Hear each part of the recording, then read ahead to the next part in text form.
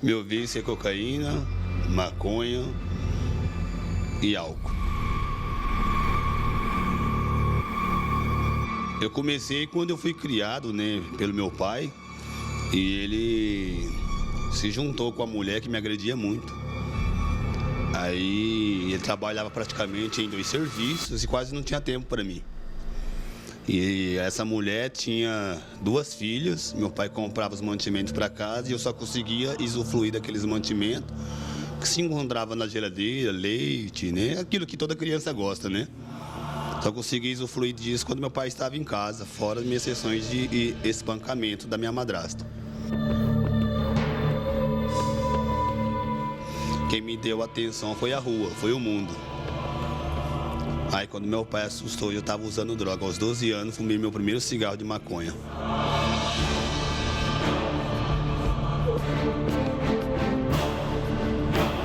Naquele instante, naquele momento, eu não sabia nem o que era droga direito. Eu só sabia que o que chamava atenção para aquelas pessoas a qual eu me encontrava no meio, né?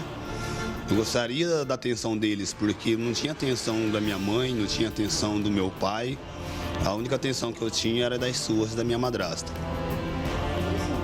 Foi avançando para o álcool, cocaína, etc. Mas no meu caso, eu demorei 8 anos para me perder totalmente o controle, né? De querer mais e mais e...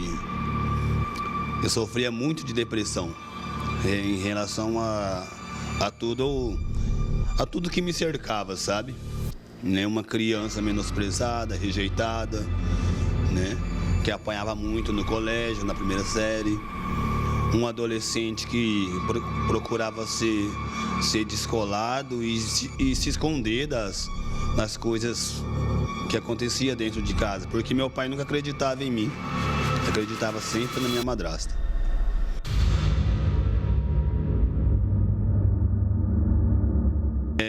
A gente já acorda pensando assim, nossa, eu não quero ficar de cara, sem nada, né? Então a gente acaba indo atrás, né? Ou daquela bebida, ou daquele baseado, ou daquela cocaína, né? Antes mesmo eu usava somente em baladas de finais de semana. Aí depois foi aumentando das baladas dos finais de semana para 2 vezes na semana, 3 vezes na semana. Quando eu assustei, eu já estava totalmente crônico. Aí tive que procurar um tratamento. Aí depois eu tive um despertar espiritual, que foi quando passei por uma psicóloga, que não cabe eu citar o nome dela aqui no momento, na época, que ela era psicóloga de um centro de tratamento de dependência química e do álcool, né? E ela falou, e eu por ser filho único, de pai, ela falou pra mim assim que, por eu ser filho único, será que se eu morresse eu ia dar paz pro meu pai, pra minha família? Eu falei que sim. Ela falou não, porque mesmo após sua morte, sua família vai continuar sofrendo, porque você vai ser um ponto de referência negativa da família.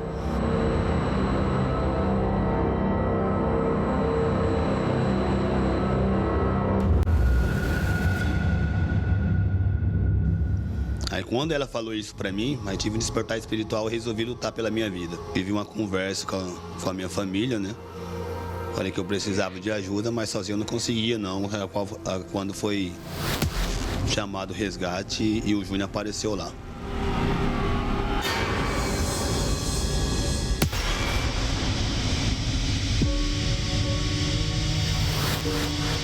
Como que o dependente consegue usar a droga após ele ter vendido tudo, ter perdido todo o dinheiro? Não tem outro jeito, ou não se roubar, prostituir. Então é muito triste.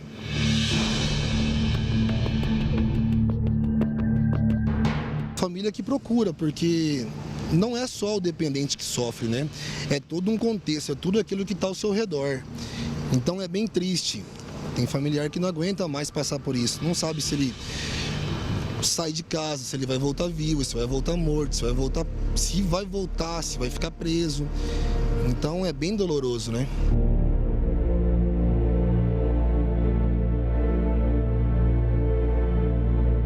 é bem complicado você implantar uma ideia numa mente fechada.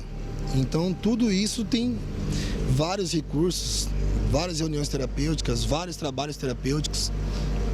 O primeiro passo é fazer com que ele perceba o que ele está fazendo. O primeiro passo é a gente implantar para ele a necessidade que ele tem de permanecer na instituição. Por quê? Porque geralmente ele vem para a instituição contra a vontade dele. Ele não quer estar internado. Se você perguntar para vários dependentes se ele quer estar internado, ele não vai querer. Então a gente tem que ensinar isso aí para ele, que ele necessita desse tratamento, que ele está se matando de cabeça em cabeça, infelizmente, ou de engole em engole. Olha, eu tenho paciente com álcool, tenho paciente com maconha, eu tenho paciente com pasta base, cocaína. Varia muito, né? Porque geralmente você começa de uma fraca e vai aumentando cada vez mais até chegar nesse último estágio, que é a pasta base. Tem vários profissionais, né? Não posso citar nomes, mas tem o médico, tem advogado, internado. Então, assim, não é só aquele pobre, vamos dizer assim, que hoje usa droga. Não. Hoje, infelizmente, tomou conta de tudo, né?